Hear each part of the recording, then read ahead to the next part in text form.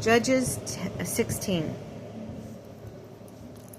Once Samson went to Gaza. There he saw a prostitute and visited her. The people of Gaza were told, "Samson has come here," and they surrounded him with an ambush at the city gate all night long. And all night they waited and said, "At morning light we will kill him." Samson lay there until midnight. Then he rose at midnight, seized the doors of the city gate and the 2 gateposts, and tore them loose, bar and all. He hoisted them on his shoulders and carried them to the top of the ridge opposite Hebron. Samson and Delilah. After that he fell in love with a woman in the Wadi Sorek, whose name was Delilah. The lords of the Philistines came up to her and said, "Trick him and find out where he gets his great strength, how we may overcome and bind him so as to make him helpless. Then, for our part, we will each give you 1,100 pieces of silver."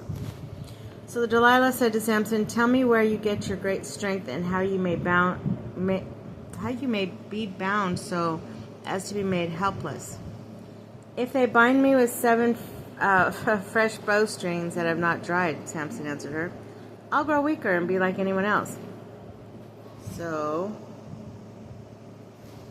the lords of the Philistines brought her 7 fresh bowstrings, and they had not dried, and she bound him with them. She had men laying in wait in the room, and she said to him, "The Philistines are upon you, Samson." But he snapped the bowstrings as a thread of tow, and snapped the wick of the flame, and his strength remained unexplained. Delilah said to Samson, "You've mocked me and told me lies. Now tell me how you may be bound." If they bind me with tight ropes, with which no work has been done," he answered her, "I shall grow weaker and be like anyone else." So Delilah took new ropes and bound him with them.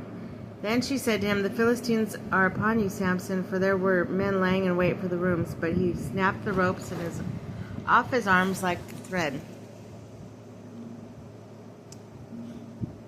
Wow. Delilah said to Samson again, "Up to now you have mocked me and told me lies.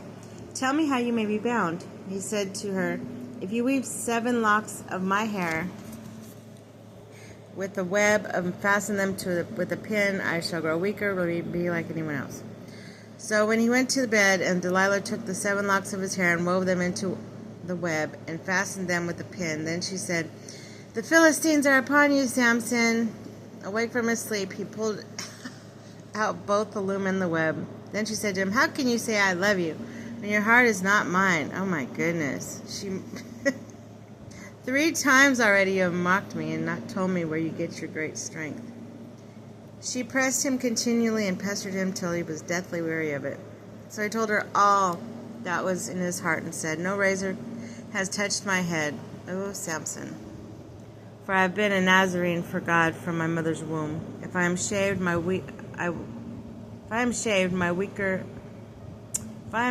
strength will leave me, and I shall grow weaker and be like anyone else."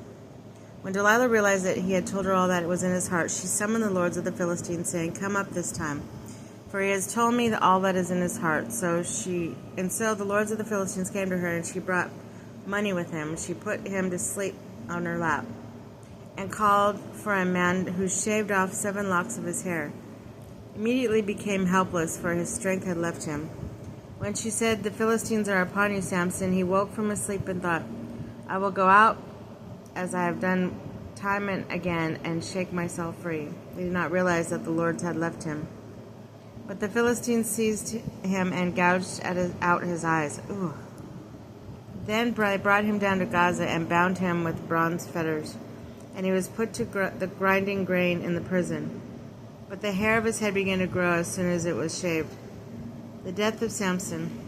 The lords of the Philistines assembled to offer a great sacrifice to their god Dagon, and to celebrate enemy in our power. When the people saw him, they praised their God, for they said, "Our God has delivered into our power our enemy and the ravager of our land, the one who has multiplied our slain." When the spirits were high, they said, "Call Samson that he may amuse us." So they called Samson from the prison, and he provided amusement for them. They made him stand between the columns, and Samson said to the attendant who was holding his hand, "Put me where I may touch the columns that support the temple, so that I may lean against them." The temple was full of men and women, though the lords of the Philistines were there, and from the roof about 300 men and women looked on Samson as Samson provided amusement. Samson cried out to the Lord and said, "Lord, remember me, strengthen me only this once, that I may avenge myself on the Philistines at one blow for my 2 eyes." Samson grasped the 2 middle columns which the temple rested on and braced himself against them, one at his right, the other at his left, then saying, "Let me die with the Philistines." Samson pushed hard, and the temple fell upon the lords and all the people who were in it. Those he killed by dying was more than those he had killed during his lifetime.